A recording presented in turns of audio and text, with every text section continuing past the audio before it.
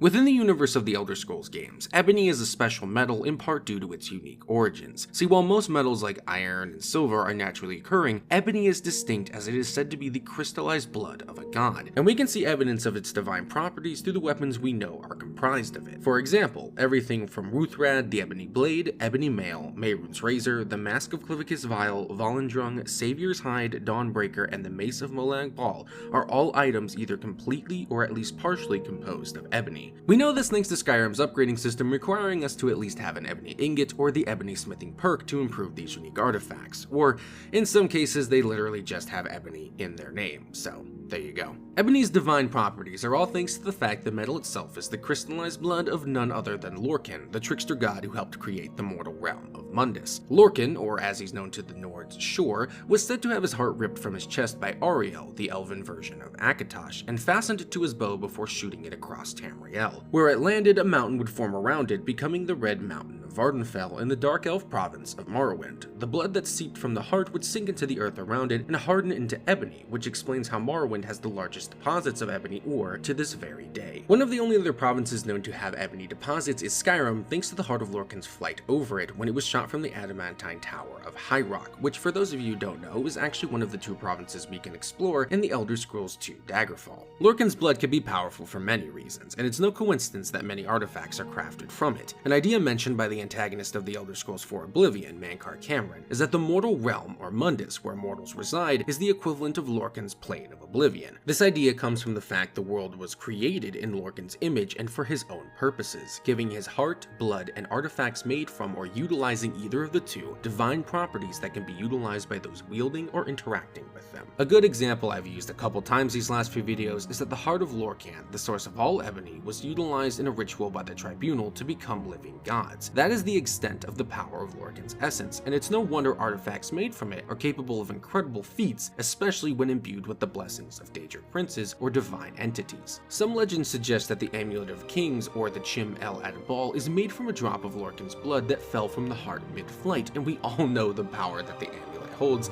as it for the longest time was the only thing holding the Daedric lords from invading Tamriel. And one last thing I wish to mention is how through the fact that ebony ore has divine properties and its association with Lorkhan brings credit to the theory that the Ebony Warrior might be an aspect of Lorkhan like the Dragonborn, as he can shout and is a formidable foe clad in the armor made from Lorkhan's blood. But that's as far as I'm going to go with that theory. At least for now. I might come back to it later. And that is all of the lore I have on ebony. It's one of my favorite materials in the Elder Scrolls universe, right up there alongside Stalrim. What's your guys' favorite material? Let me know down in the comments section. I'm very interested to see what you guys say.